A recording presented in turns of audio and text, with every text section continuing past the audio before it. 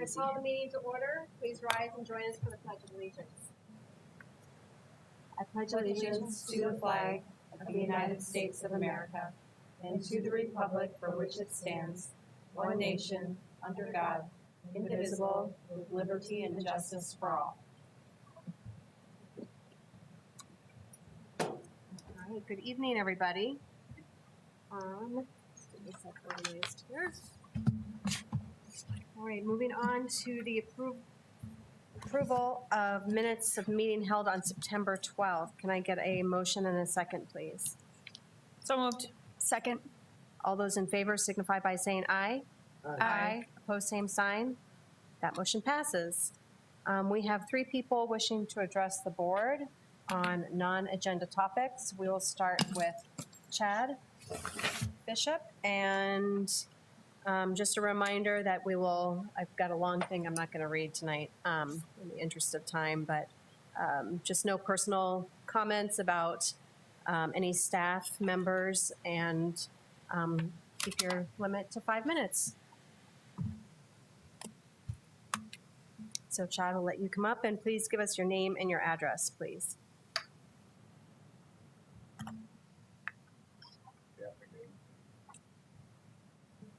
Good afternoon. My name is Chad Bishop. I live at 7405 South Valencia Drive here in Sioux Falls. I guess I'm titling this Diffusing Political Tension in Education. It'll be a long conversation. So first, let me begin by saying that my assumption is that all teachers, administrators, and staff share my goodwill and best intentions for the children and our community. When I last addressed this body, I asked you to consider the following. I invite you to create a forum for discussion on sensitive topics like critical race theory, social emotional learning, diversity, equity, and inclusion. Help the community understand what the Sioux Falls School District means when it uses these terms. Help diffuse the tension that arises from your constituents when they assume the worst, when they see the results of policies incorporating these terms and related policies in other communities. Today I ask, is it possible to do bad things with good words?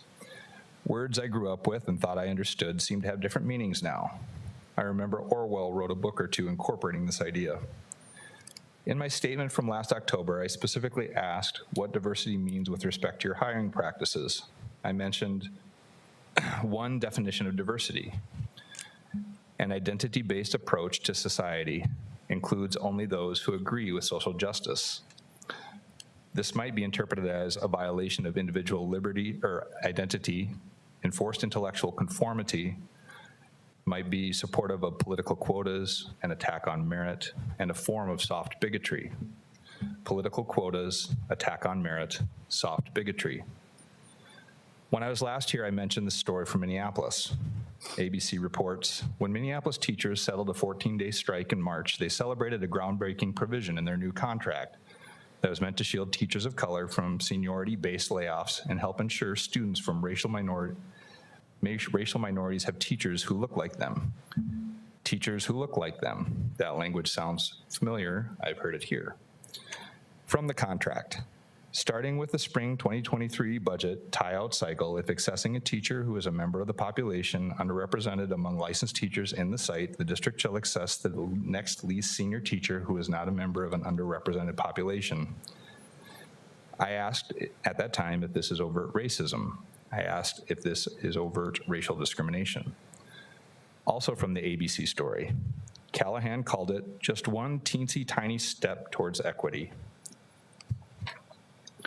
I remember encouraging you to not to follow their lead, to not be racist, and to not discriminate based on race. Now, I do realize that it was the teachers' union that agreed to avert racial discrimination and not the district. Now, when I finished speaking, we had the good fortune to hear Mr. Hildebrand in his update on the reading program. He used the word equity several times. You all behaved as if you understood exactly what he meant when that word was used. I see that word equity used in different places across the district. I remember the ABC story from Minneapolis saying the overt racial discrimination by the teachers union was just one teensy tiny step towards equity. So I ask, what does the Sioux Falls School District mean when it uses that word equity? What does it mean to your constituents? And do we all agree? Is it possible to do bad things with good words? So I offer my understanding of what this word means in the current narrative at this moment. Equality of outcomes plus reparations. From my perspective, this could be problematic. It could be a violation of equality before the law, a dismantling of the foundations of a free society, state management of society by redistributing resources, opportunity, and access. Who here has achieved equality of outcome in their own home, amongst their own children?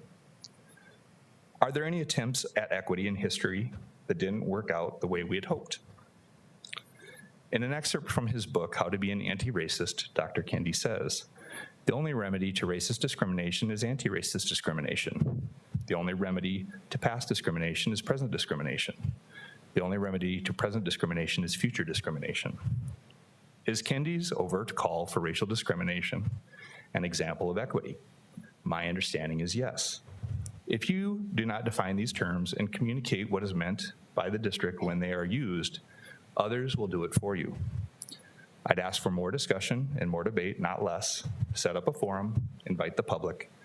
Lastly, I ask again, is it possible to do bad things with good words? Thank you for your time. Thank you. Next, we have Erica Simonson. Please come up and say your name and your address, please. A reminder, you have 5 minutes. Hi, my name is Erica Simonson, and I live at 3113 West Ralph Rogers Road here in Sioux Falls. I don't have a really long thing. I just wanted to ask, when new curriculum is implemented or added, where can parents go to find the full curriculum? I'm specifically asking for Second Step out of Seattle, Washington, which is, it states it is social emotional learning and restorative practice curriculum. It's going to be starting in Pro, 25 minutes every week for the whole school year. It will go through different units and increase. It's going to be for elementary, middle school, and high schools.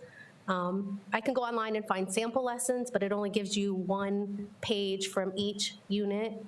So I'm looking just to find out where can parents find approved curriculum so we can actually go in and review the whole thing. Do parents have the option to opt out of anything when it comes to the social emotional learning, restorative practices, CRT, anything that aligns with that? I know you can't answer me now, but maybe if someone can get back to me with any questions on this. Thank you very much for your time. Thank you. And next up is Amber Rickensrud. Again, name and address, please. Sure, thank you. Good evening, ladies and gentlemen of the board. My name is Amber Rickensrud. I reside at 2236 South Purdue Avenue here in Sioux Falls, South Dakota. And I have 3 children in the district that have attended or are currently attending Robert Frost and Discovery Elementary Schools, Edison and Memorial Middle Schools, and Jefferson and Lincoln High Schools. So I want to start out tonight by saying thank you for your service to our students, teachers, and administration. I currently sit on 2 different boards for nonprofit organizations, and I know the job can be thankless at times. I'm coming to you today to ask for your consideration in a change to the district policy which classifies pepper spray as a weapon. I think we can all agree that the national crime rate is increasing and our Sioux Falls community is no exception.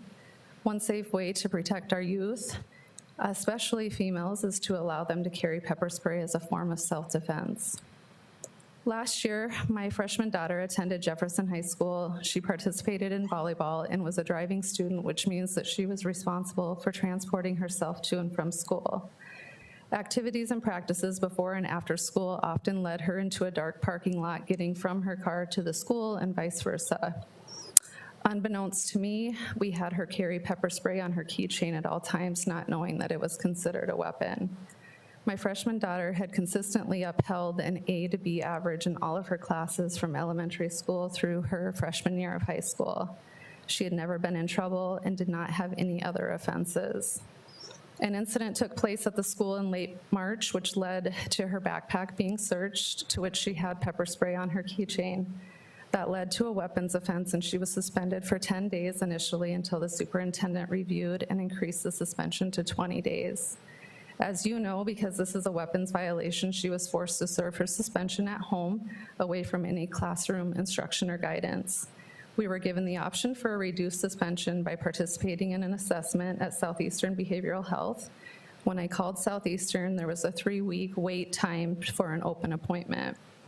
We got lucky in that an opening occurred before our initial appointment. She was able to complete the assessment and return to the classroom after 8 days of suspension.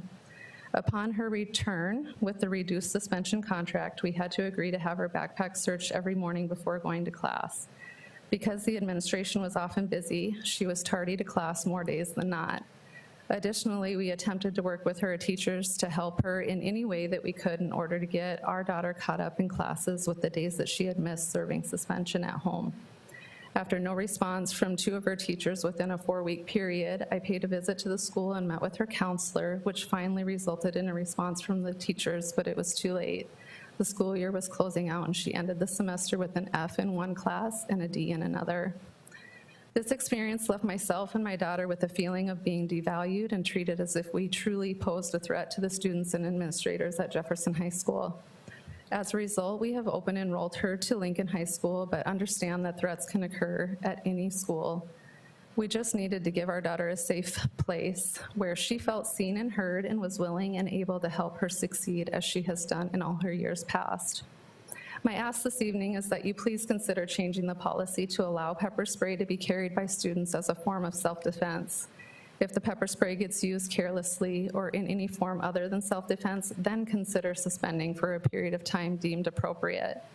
As a parent, it's my job to keep my children safe, and I do not feel that pepper spray poses a threat against other students that would result in serious harm. I would also ask that you consider allowing exceptions in your policies for cases such as this, where a student had no prior issues or suspensions and maintained a good GPA, to not be forced into out-of-school suspension for as long as what we would have had to serve, 20 days, had we not been able to get the assessment completed.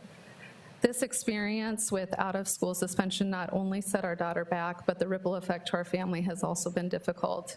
Not every family has the ability to advocate for their child like we did, and we will continue to do. Thank you for your time and attention. I will be available for questions after the meeting this evening, or you can contact me by phone or email. Thank you. Thank you very much. When you're privileged. Sure. Just for the public, and thank you for everybody for commenting your comments tonight too. All of our emails and are on the website as well, if you want to email us, because then we can have more dialogue. I know, like, for example, with Erica and so forth, so that, and we're pretty good about responding, so please do that and email me too, so then we can actually talk more about things and so forth, since we can't do that at public comment. Thank you. All right, we have nobody wishing to address the school board on agenda items, so we'll move on to the approval of the agenda. Can I get a motion and a second, please? Motion. Second. All those in favor signify by saying aye. Aye. Opposed, same sign. All right, up next is the good news report. Deanne.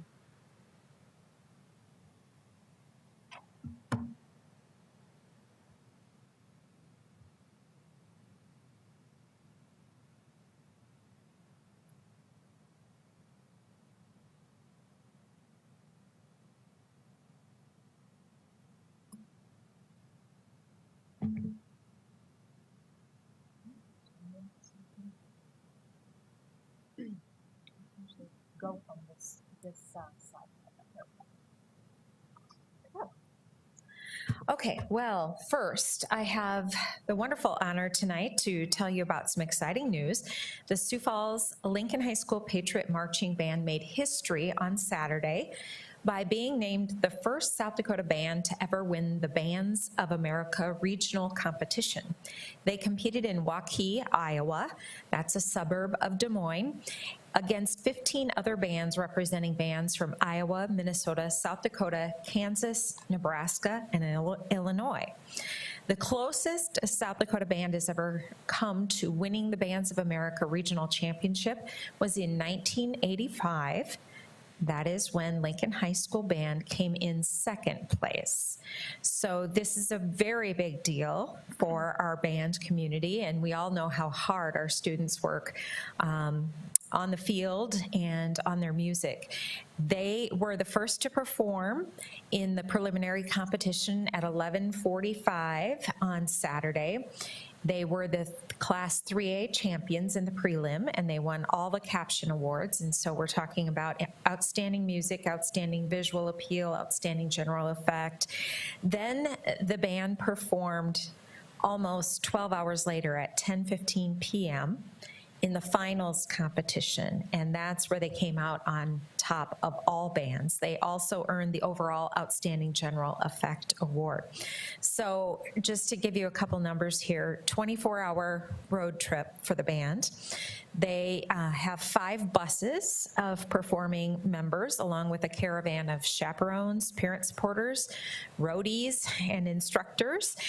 They left at 4 a.m. on Saturday morning and returned to Lincoln High School around 5 a.m. on Sunday. So talk about packing a lot of hard work and energy into a short period of time. You can catch the Lincoln High School Patriot Marching Band as well as the other marching bands from Sioux Falls in the Festival of Bands this weekend. It's the 35th annual. The parade starts at 8 a.m. and there are a number of bands competing, 29 in the parade and then 31 in the field competition. Field competition starts at 9:45 in the morning and promises to be another long day as the finals are at 6 p.m. on Saturday evening. And word has it that the person leading the parade this year for the Festival of Bands is in this room.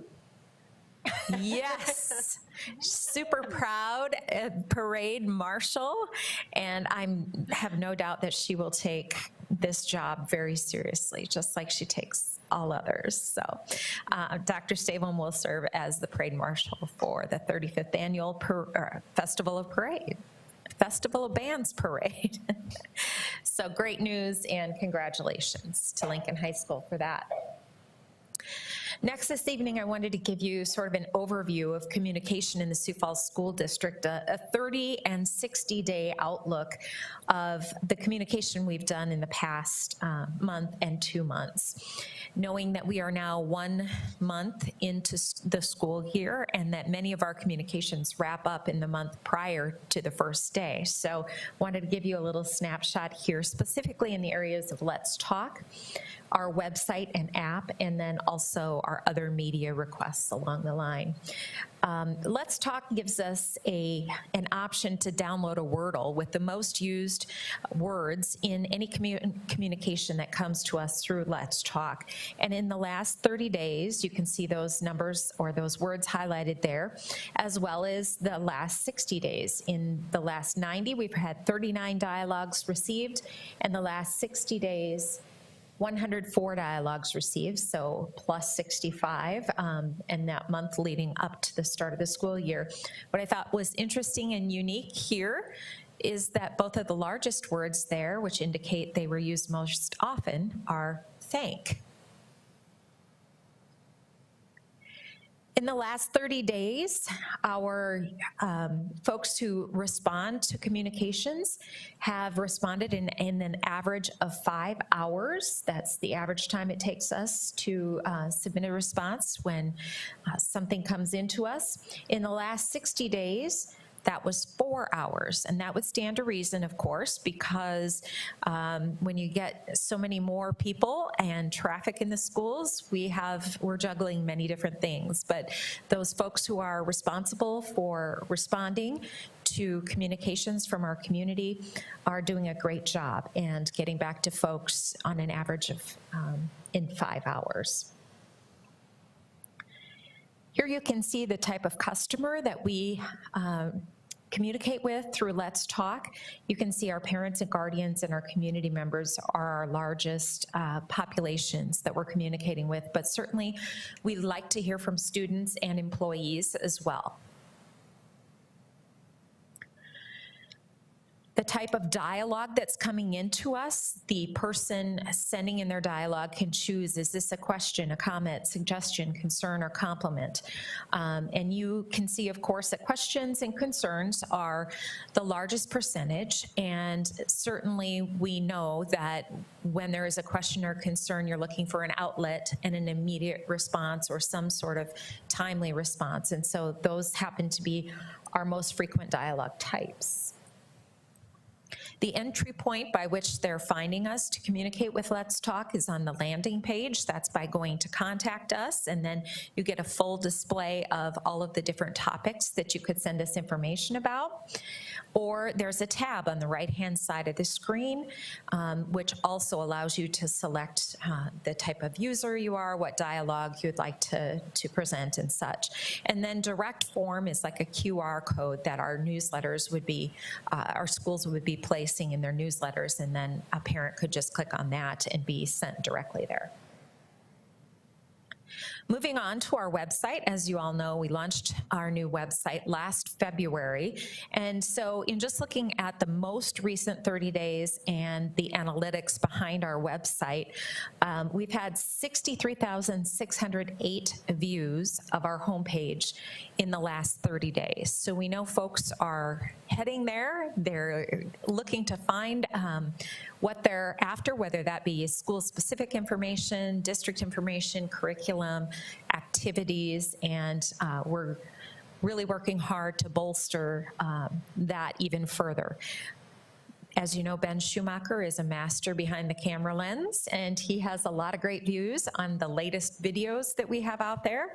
So that's really exciting to see.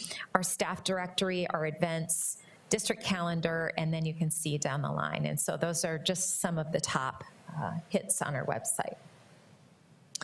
Of course, along with our website came our app, and that was a new app that folks had to download new information. So we continue to encourage parents, community members, students, any stakeholders to download our app. You're able to get lots of detailed information there. So we'd love to see our numbers increase, but we were pretty happy with what we've seen in our apps so far. The top chart, you can kind of see there, we've had 7,700 downloads since February, which is a really nice number. Of course, we'd love to see that grow even higher. And since July 1, 641 app downloads. So grateful for that. And these, I should also preface and say, these are the iPhone downloads. The Android downloads are a lot harder to get that information, so this is only a sliver, but a nice sliver to show you nonetheless. Underneath that, there are 3 different images that you'll see, and those images are from our schools because we have web content creators that are employed at each school. And at the elementary, they are required to post a minimum of 3 posts a week. At the middle school, it's 4 posts a week, and at the high school, 5 posts a week. And so that information, which is coming on the app and that people can access, really showcases individually what's happening inside the schools, and really can highlight some of those shout outs to staff members, to students, wonderful homecoming snapshots and things that have happened in the buildings. And everyone likes to see themselves in pictures or see their children in pictures as well. So we've literally had hundreds of Facebook and Twitter posts through our app, and we're very excited about continuing that as well.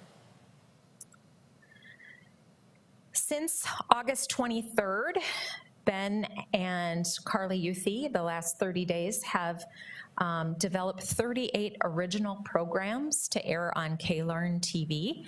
That is our district cable access channel, and we know that a lot of folks, it's not a destination channel that people are going to say, oh my gosh, I have to watch this tonight at 7 p.m.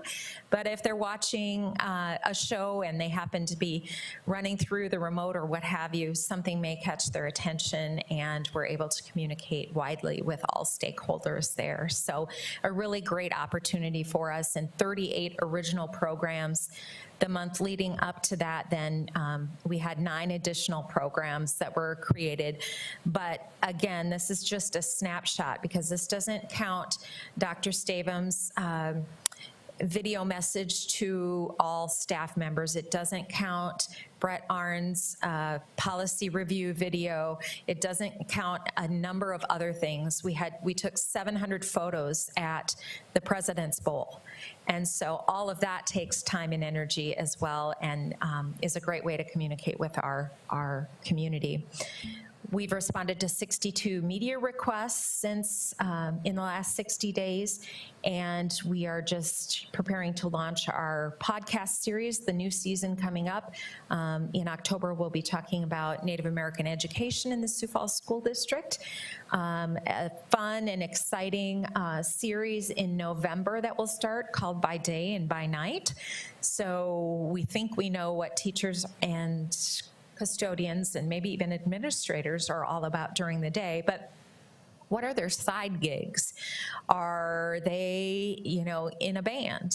Do they stock groceries at night? What are they doing when they're not being an educator? And believe it or not, they do have lives outside of the classroom. And then we'll be talking about school safety, sort of a mid-year look at that. And also in January, then the power of partnerships. And you all know we had our first Power of Partnership breakfast last year, and we're looking forward to doing that again in January and celebrating those folks, those business leaders and individuals who partner with the district to provide opportunities to our students in a variety of ways. So with that, just wanted to share a little bit of what we've been up to the last month since school started and the month prior to that. And does anyone have any questions that I can answer? I'll just say I've noticed, I follow several different schools on Facebook, and I've noticed a lot of them kind of have a template that has the Monday through Friday and what activities are going on for whether it's sports or a band or whatever. And I love that. As a parent, I would have loved that if I had a student, because sometimes your kid doesn't participate, but they want to attend.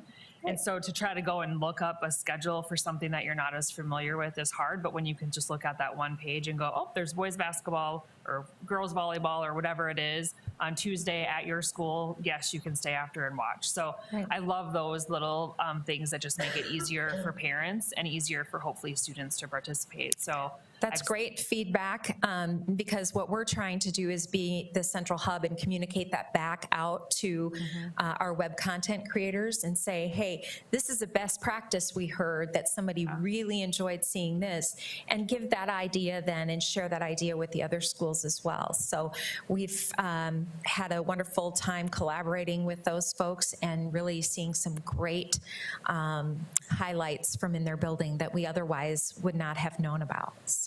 Yeah, no, I've noticed a difference, and I as a parent, I appreciate that too. Good. I would agree. Okay. Any other questions? Thank you. All right, thank you, Dan. All right, moving on. We didn't have any new conflicts of interest to review. So we'll move on to the approval of the consent agenda. Can I get a motion in a second, please? So moved. Second. All those in favor signify by saying aye. Aye. Opposed, same sign. That motion passes. And moving on to the supplemental consent agenda, items A, claims to Avera McKinnon. Can I get a motion and a second, please? So moved. Second. All those in favor signify by saying aye. Aye. Aye. That motion passes with one abstention from myself. And then we need a motion and a second for claims to Sanford Health, items 10B through E. So moved. Second. All those in favor signify by saying aye. Aye. Aye, opposed, same sign, and that passes with one abstention from Board Member Ryder. All right, moving on to the reports of the superintendent. Yep, this evening, Kristen Grenard will bring us our AP report, which I always think is interesting when we think about rigor. We know that AP courses are very rigorous, and we are fortunate in our district to offer a very wide variety of them. So with that, we'll turn it over to you. Good evening. I'm excited to be here to deliver another fantastic AP report to you tonight. As you know, the Advanced Placement or AP program is an opportunity available to all of our students. It gives students an opportunity to take courses that are rigorous and rich in content that help prepare them to be college and career ready. At the conclusion of courses, students take the AP exam, and those exams are scored on a scale from 1 to 5. Exams that are scored at a 3 or higher are considered passing. During the 2021-22 school year, students could choose from 30 AP course options, and we had 1,400 2,247 students take 2,563 exams. We work hard to encourage all students to take an AP course during their high school career. And you'll see in our first chart here,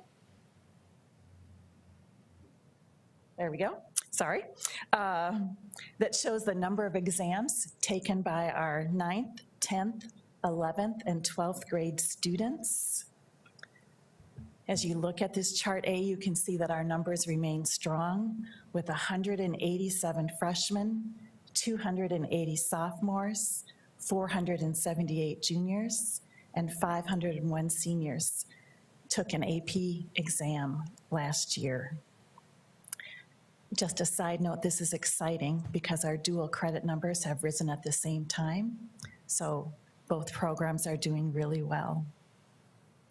Students are encouraged to take at least one course during their high school career, but many students take more than one exam. And chart B shows you the number of students who took 2 or more exams in the past 4 years. And as you can see, those numbers continue to remain strong with 673 students who took 2 or more exams this past year. We always strive in the district to involve all students in our AP courses, and chart C breaks down the number of students by race or ethnicity. We have some work to do here, but we continue to partner with people like Ben and Carly, who've helped us create videos that show all students who've taken AP courses, and we're working hard with our middle schools to encourage students as they plan out their high school pathway to look at AP opportunities. Table 1 is a great example that shows how well our students are doing on AP exams. It breaks down by course, how many students scored a 1, 2, 3, 4, or 5. And as you look through the chart, you'll see that the majority of our students are in the columns with 3, 4s, and 5s. Chart D shows the number of exams taken in the past 4 years and the number of exams that scored a 3 or higher. So as you can see in this past school year, of the 2,563 exams that were taken, 1,899 received a passing score of 3 or higher. You can see how impressive this is in chart E, which shows that we had a 74% pass rate of our AP exams. This chart also shows you how well the Sioux Falls School District does compared to the state average at 66 and the global average at 58.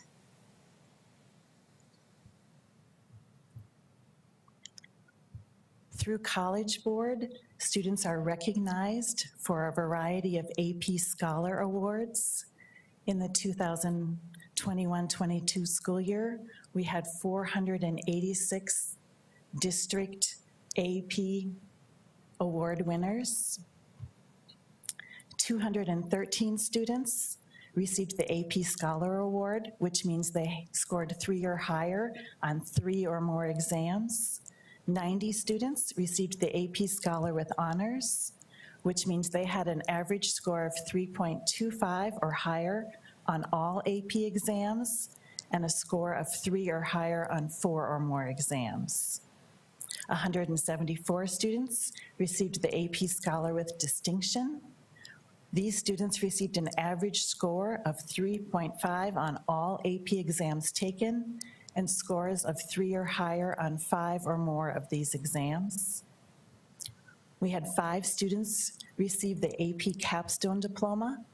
As you may remember, a few years ago, we added the AP Research and AP Seminar courses, and now we're seeing the benefits of that with 5 students earning 3 or higher on the AP and Seminar Research and 4 additional AP exams.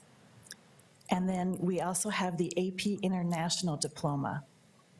We had 4 students earn that by scoring 3 or higher in AP Seminar and AP Research.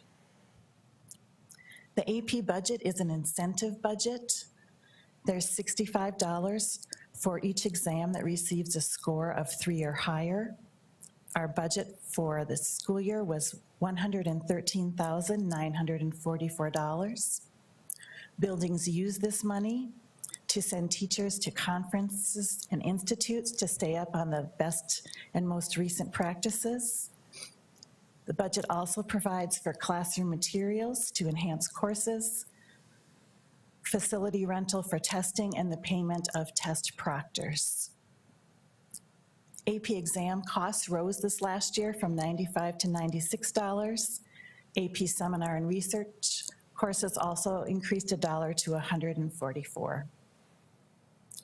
Students with a financial need can qualify to receive assistance through guidelines that College Board establishes. The district will also subsidize fees for students who do not meet those financial guidelines but do need assistance. This year, 216 tests for 104 students qualified for fee reduction through College Board. There is a district AP committee which meets every year and includes administrators, teachers, parents, and community members. The goal of this committee is to continue to provide a rigorous program and encourage all students to take at least one AP course during their college career. I stand by for questions at this point. Any questions? Thank you for the report. I just really commend now having 3 sons who went through AP programs at Lincoln. It really is a leg up in college. You see the cost is $95 per student. However, the credit, you know, how much is 3 credits at a college or university, much more in expense. So if you can get a 3 or higher at a state university or 4 or higher at some of the private institutions, you get that class at a much reduced cost. So I commend our staff and students for working hard and showing our pass rate at a very high rate and keep going on that. So thank you. Thank you. I know with the AP classes, the expectation is to take the test. Do you have any idea how many students take the class but do not take the test? I do. I made a note in case anyone asked that question, and we have 98% of our students take the AP exam. Awesome. Typically, so very high number of students. Perfect, thank you. And I think it is partially before that reason, that opportunity to earn that college credit. Thank you. Thank you. Any other questions? I know when they meet, they sometimes look at new courses being offered, and maybe one of those was BC Cap, or was that one they were looking at, or what are they looking at? So AP has just come out with the fact that there's a new AP pre-calc course that may be available. So our committee will meet later this fall. I believe we meet in November. I meet with AP coordinators later this week. And so each year we look at new courses that are possible and see if they will work for us to offer in the district.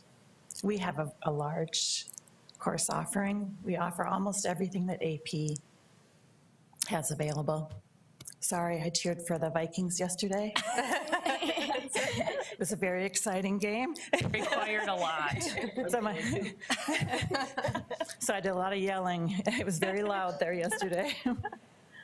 It worked. Thank you very much. All right, seeing no other questions, can I get a motion to approve the 2022 AP Board Report? So moved. Second. All those in favor signify by saying aye. Aye. Opposed, same sign. That motion passes. All right, we need to move into executive session per South Dakota Codified Law 1-22-2, parentheses 3. Can I get a motion and a second, please? Motion. Second. All right, all those in favor signify by saying aye. Aye. Opposed, same sign. All right, we will move into executive session.